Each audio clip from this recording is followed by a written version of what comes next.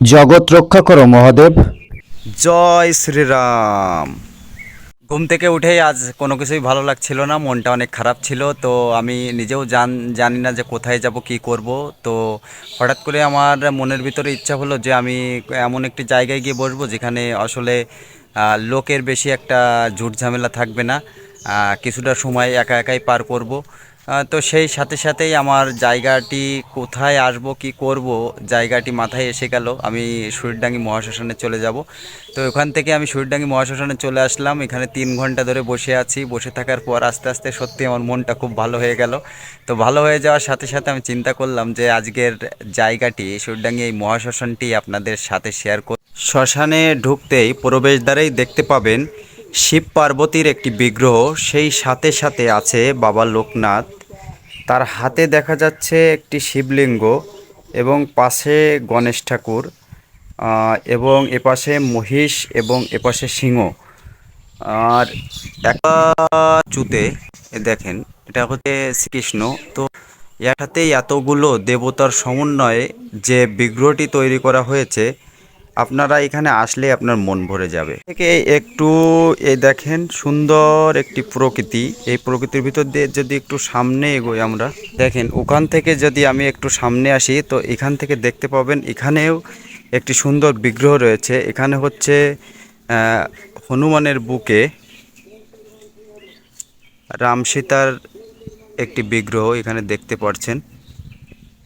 খুব সুন্দর একটি বিগ্রহ। শ্মশানের মাটি মানে পবিত্র ভূমি। এর চারিপাশের যত জায়গা আছে সব জায়গাতে আছে একটা পবিত্রতা ছড়ানো। দেখেন এখানে, তারপরে যদি এত সুন্দর দেবদেবতার মূর্তি থাকে তাহলে কেমন লাগতে পারে বলেন। এখানে আছে সুন্দর একটি পুকুর। পুকুরের এই সাইডেই হচ্ছে শ্মশান। এখানে হচ্ছে প্রত্যেকটা মানুষের দেহকে জ্বালিয়ে মাটিতে মিশিয়ে দেওয়া হয়। সমস্ত পাপ অহংকার সব কিছু এখানেই শেষ করে দেওয়া হয়। শ্মশানের পশ্চিম সাইডে আসলেই এরকম একটা প্রকৃতি দেখতে পাবেন, যেখানে প্রকৃতি একেবারে অন্যরকম একটি পরিবেশ তৈরি করে দিয়েছে এখানে। এবং এখানে এসে আপনি গরমের সময় বসে থেকে অনেকটা শান্ত পরিবেশ উপভোগ করতে পারেন। দেখেন কত সুন্দর পরিবেশ।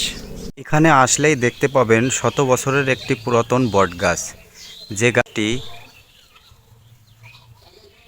ছায়া দাঁড়ালে আপনার শরীরটা শীতল হয়ে যাবে। দেখেন কত সুন্দর ছায়ায় ঘেরা এই পরিবেশ। এখানে আছে সুন্দর একটি পুকুর ঘাট। এখানে এসে আপনারা বসতে পারবেন এবং বটগাছের ছায়ায় এখানকার পরিবেশটা অনেক ঠান্ডা। দেখেন খুব সুন্দর একটি পুকুর ঘাট তৈরি হয়েছে এখানে। পুকুর ঘাটের সাইডেই আছে সুন্দর একটি টয়লেট। আপনারা এখানে এসে বাইরে যাওয়ার দরকার হলে টয়লেটটি ব্যবহার করতে পারেন। কাঠবিড়ালি, এই পাশে কাক, এরা সব এসে বটের যে ফল হয়েছে এই ফলগুলো খাচ্ছেন, এই দেখেন। আর উপরে আরও অনেক পাখি আছে। চারিপাশ ঘুরলেই দেখা যাচ্ছে অনেকগুলো সমাধি আছে। তার ভিতরে এখানে একটা সুন্দর তুলসী পিঁড়ি। এপাশে একটা সমাধি আছে দেখছেন। দেখতে পাচ্ছেন কত সুন্দর করে একটি মন্দির তৈরি করা হয়েছে। এই পাশে একটি মন্দির আছে, এই পাশে আরও একটি মন্দিরের কাজ চলছে দেখতে পাচ্ছেন। এবং এই শ্মশানে যে প্রভু বা অতিথিরা আসেন তারা এখানে রান্নাবান্না করে খান। এই এক প্রভু বসে আছেন এবং এই পাশে এটাই প্রকৃত হচ্ছে মেন মন্দির। চলুন এই মন্দিরের ভিতরে কোন দেবতার বিগ্রহ এটা আমি আপনাদের দেখানোর চেষ্টা করি। এটা হচ্ছে একটি শিব মন্দির। শিব মন্দিরের ভিতরে একটি বিশাল বড় শিবলিঙ্গ দেখতে পাচ্ছেন। হর হর মহাদেব। আর এটা হচ্ছে সেই মেন মন্দির। এই যে শত বছরের পুরাতন এই বট গাছের নিচে এখানে মানুষ এসে সকল মানত করে। এখানে যে সাধু থাকেন সে সাধু এই ঘরেতেই থাকেন দেখতে পাচ্ছেন। এবং ওই পাশে দেখেন কি দারুণ মনোরম পরিবেশ। আর অনেক পুরাতন একটি তেঁতুল গাছ এখানে আছে, যেটা অনেক ছোটোবেলায় এসেছে এবং এই গাছটি আমি দেখেছি। পুরনো একটি তেঁতুল গাছ। আর চৈত্র মাসের শেষ 3 দিনে আমাদের যে চৈত্র পূজা হয় সেখানে এই গাছটিতে খাজুর ভাঙা হয়। দেখেন বিশাল বড়, অনেক বছর ধরে। এবং ওই পাশে আরও একটি গাছ, নতুন গাছ আছে। আর এখানে দেখতে পাচ্ছেন খুব সুন্দর একটি বড় করে শিবলিঙ্গ তৈরি করে রাখা হয়েছে, যেখানে অনেক লোকজন এসে পূজা দেয়। এবং এই পাশে মানুষ তার নিজের মনের থেকে মানত করে ভরা বেঁধে গেছেন, এবং মানত পূরণ হলে ভরা আবার খুলে দিয়ে এখানে প্রসাদ দিয়ে যাবেন। আর এই পাশে দেখেন সুন্দর একটা পরিবেশ, অনেক ঠাকুরের গাছ লাগানো আছে, ফুলের গাছ লাগানো আছে। কথায় চারিপাশে তুলসী বন, তুলসী গাছ আছে। এক কথায় অসাধারণ একটি পরিবেশ। আপনারা এখানে আসলে অবশ্যই আপনার ভালো লাগতে বাধ্য। দেখেন দূর থেকে বট গাছটা কত সুন্দর লাগছে। আর যে মন্দির, শ্মশানে আসার জন্য সুন্দর একটি রাস্তা, দুপাশ দিয়ে গাছ লাগানো এবং বিভিন্ন জায়গায় বসার জায়গা করা হয়েছে। পাশে টিউবওয়েলের ব্যবস্থা আছে। এবং চৈত্র মাসে যে মেলাটি বসে, এই মেলাটি দেখেন এই মাঠেই প্রকৃত বাজার বসে। এখান থেকে এই পাশ দিয়ে এখানে প্রচুর লোকের সমাগম হয়। আর এই যে সেই সুন্দর পুকুরটি, পুকুরটির চারিপাশে কি সুন্দর দেখেন। এপাশে বসার জায়গা তৈরি করা হয়েছে, সেই সাথে সাথে এখানে আরও একটি সমাধি দেখতে পাচ্ছেন। সুন্দর পরিবেশ দেখেন, প্রকৃতির সাথে আপনি হারিয়ে যাবেন এখানে আসলে। এখানে শ্মশানে যারা সৎকারের জন্য আসে, তারা এখানে এসে একটু বসে আশ্রয় নেন রোদের সময় বা বৃষ্টির সময়।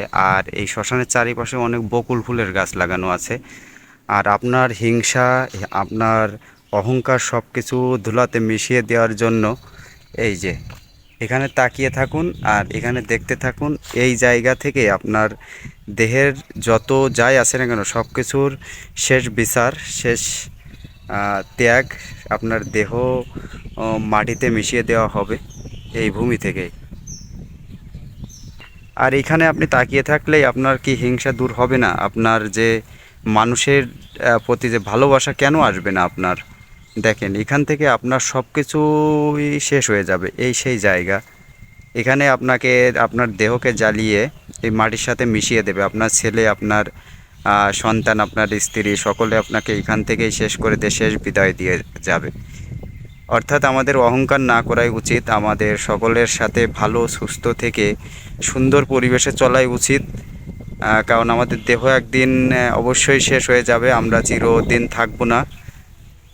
আর সকলে ভালো থাকবেন, সুস্থ থাকবেন। আমার মনটা আজ ভালো ছিল না, তারপরেও আপনাদের সাথে শেয়ার করলাম আজকের এই জায়গাটা। আমার অনেক ভালো লেগেছে এখানে এসে, সত্যি আমার মনটা অনেক ফ্রেশ হয়ে গেছে। তো ভালো থাকুন, সুস্থ থাকুন, সকলের জন্য শুভকামনা।